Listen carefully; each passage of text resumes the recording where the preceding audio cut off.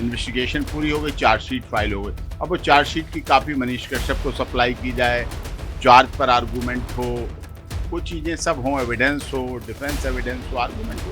लेकिन मनीष कश्यप को अभी दुख की बात है, बिहार ही नहीं ला पाए। इतने दिनों से वहाँ पर है, ना वो वहाँ भाषा जानता है, ना वहाँ का खाना पीना है उसे, ना उसे उसकी कोई जानकारी है। तो इस तरह से उसके साथ न्याय होना चाहिए, ह्यूमन राइट्स का वायलेशन नहीं होना चाहिए। मनीष कश्यप को सजा दी जा रही है, सजा कि वो हिंदी भाषी लोगों के लिए क्यों बोला एनएसए लगाओ, उससे मजदूरों की बात क्यों की एनएसए लगाओ। तो इस तरह से जो भी हो रहा है उसके साथ गलत हो रहा है, दुखद हो रहा है, असंवैधानिक हो रहा है और उस पर सरकारों को ध्यान देना चाहिए। एनएसए लग जाएंगे, रासुका लग जाएगी, देशद्रोह लग जाएंगे तो निश्चित मानिए ऊपर के 3 जो अंग हैं, कार्यपालिका, विधायिका और न्यायपालिका, निरंकुश हो जाएंगे। तमिलनाडु में सचतक के संस्थापक और बिहार के युवाओं के बीच मसीहा कहे जाने वाले मनीष कश्यप इन दिनों जेल में बंद है। जहां एक सच्चे पत्रकार मनीष कश्यप ने तमिलनाडु में नौकरी कर रहे बिहारियों की सुरक्षा पर प्रश्न चिन्ह लगाकर तमिलनाडु सरकार पर आरोप लगाया था, तो वहीं इसी कारण मनीष कश्यप को तमिलनाडु में ही जेल में डालकर उन पर एनएसए लगा दिया गया। फिलहाल तो मनीष कश्यप जेल में हैं, मगर उनका असर बिहार के युवाओं पर दिन प्रतिदिन बढ़ता जा रहा है। इसी कड़ी में एपी सिंह ने भी मीडिया से खास बातचीत में मनीष कश्यप को लेकर कई खुलासे किए हैं।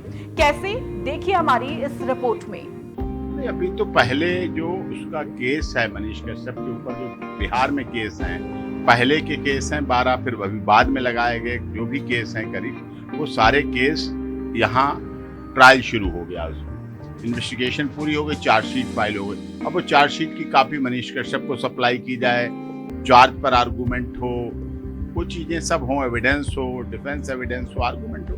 लेकिन मनीष कश्यप को अभी दुख की बात है, बिहार ही नहीं ला पा रहे। यहाँ के ऑनरेबल कोर्ट्स को, माननीय अदालत को आदेश करना चाहिए कि मदुरई जेल से यहाँ पेश किया जाए। माना एनएसए बड़ी धारा है, एनएसए बड़ा केस है, लेकिन यहाँ के केसों की भी उतना ही महत्व है, बिहार की केस कोर्ट की माननीय अदालतों का उतना ही महत्व है जितना मदुरई कोर्ट का। संघीय ढांचा है हमारा, संघीय देश है, संविधान कहता है सभी कोर्टों की बराबर मान्यता है। इसलिए यहाँ से ट्रांजिट रिमांड पर मनीष कश्यप को लेकर गए थे वहाँ, और उसको अब वापस यहाँ भेजा जाना चाहिए, जिससे यहाँ का भी फिर आपको ले जाना तो फिर आप वहाँ ले जाएं, प्रोसीडिंग करें, दोनों जगह करें। इस तरह से यहाँ के लोगों को भी देखना है, मिलना है, जुलना है।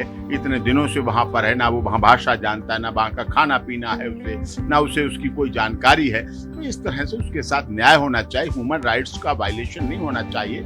मनीष कश्यप के साथ एनएसए लगाकर भी वायलेशन हुआ, मूल अधिकारों का वायलेशन हुआ, सच बोलने की उसे सजा मिली, उसे पूर्वांचल की बात कहने की सजा मिली, उसे झारखंड, बिहार, छत्तीसगढ़ और मध्य प्रदेश और उत्तर प्रदेश के लोगों की बात कहने की सजा मिली, उसे हिंदी भाषी लोगों की बात करने की सजा मिली, उसे मजदूरों, प्रवासी, जो दलित, शोषित, पीड़ित मजदूर, मजलूम हैं, उनके हितों की बात करना, उनके ऊपर जो ताड़ना प्रताड़ना हो रही थी उसके रक्षा की बात करना, उनके कानूनी अधिकार दिलाने की बात करना, उनके मूल अधिकारों की रक्षा की बात करना, उनके ऊपर जो उत्पीड़न हो रहा था उससे बचाव करने की बात करने की मनीष कश्यप को सजा दी जा रही है, सजा कि वो हिंदी भाषी लोगों के लिए क्यों बोला एनएसए लगाओ, उससे मजदूरों की बात क्यों की एनएसए लगाओ। तो इस तरह से जो भी हो रहा है उसके साथ गलत हो रहा है, दुखद हो रहा है, असंवैधानिक हो रहा है और उस पर सरकारों को ध्यान देना चाहिए।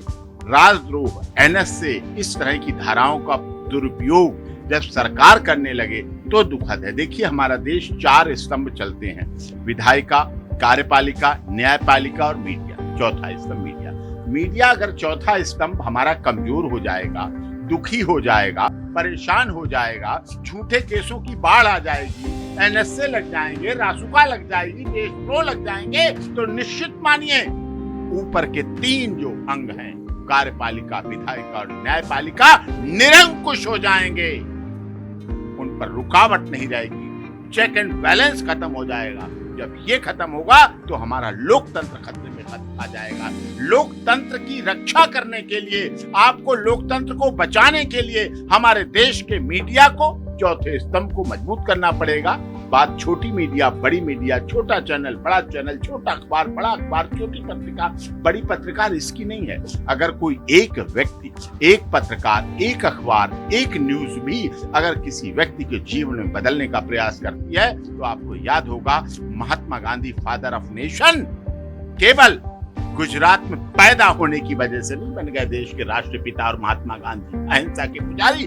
उन पर ऐसी बातों का असर हुआ, उन पर ऐसी शिक्षाओं का असर हुआ जो पहले वाइस्कोप चलते थे छोटे छोटे, उस वाइस्कोप में महात्मा गांधी ने राजा हरिश्चंद्र की फिल्म देखी और राजा हरिश्चंद्र की फिल्म देखने के बाद जो सत्यता, जो सच्चरित्र छाप महात्मा गांधी के जीवन में पड़ी, उसकी वजह से, सत्य की वजह से, सत्यनिष्ठा की वजह से, अहिंसा की वजह से वो फादर ऑफ नेशन बने, राष्ट्रपिता बने, देश को आजादी दिलाने का काम करने वाले नायक बने। तो इसीलिए एक घटना भी व्यक्ति के जीवन में बदलाव आ देती है और इसी तरह पत्रकार अपनी पत्रकारिता के माध्यम से, अपनी खबर के माध्यम से, अपने सोशल मीडिया के माध्यम से, अपने चैनल के माध्यम से समाज को दिशा देने का काम करता है।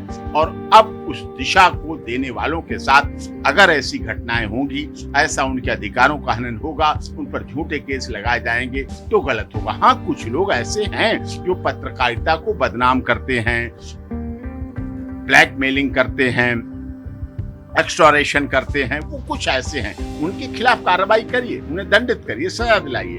वो ना हो, भ्रष्टाचार ना हो, करप्शन ना हो, लेकिन उसकी आड़ में अच्छे लोगों पर जो बात करें देश की, जो बात करें भ्रष्टाचार हटाने की, जो बात करें गरीब, दलित, शोषित, पीड़ित, मजदूर, मजलूम की बात करें, जो हिंदुस्तान की, भारत की सोने की चिड़िया बनाने की बात करें, भारत को महान बात करें, उनके जैसे लोगों पर, उनकी बात करने वालों पर भी अगर ऐसा होगा तो देश के लिए भी गलत है, लोकतंत्र के लिए भी गलत है, सिस्टम के लिए भी गलत है, संविधान के लिए भी गलत है और भारत को आगे बढ़ाने में, विकास में भी ऐसी घटनाएं बाधा आएंगी, जिससे हमारे समाज का, देश का, प्रदेश का और राष्ट्र का विकास भी रुकेगा, बदनामी भी बढ़ेगी। G20 देश का सम्मेलन हो रहा है, माननीय मोदी जी पूरी दुनिया में जा रहे हैं, सबका साथ, सबका विकास, सबका विश्वास, सबके साथ न्याय का नारा दिया जा रहा है, वन अर्थ वन फैमिली का स्लोगन चल रहा है और ऐसे में इसी वन अर्थ और वन फैमिली का एक सैनिक की फैमिली का पुत्र रासू का NSA में इतने महीनों से बंद है, उसकी माँ परेशान है, भाई परेशान है, उसको चाहने वाले परेशान हैं, हिंदी भाषा को मानने, जानने, समझने, बोलने वाले मेहनतकश मजदूर परेशान हैं, बिहार का युवा परेशान है, बेरोजगार परेशान है, जिसकी मदद वो किया करता था वो दुखी है। ये भी लोकतंत्र के लिए अच्छा नहीं।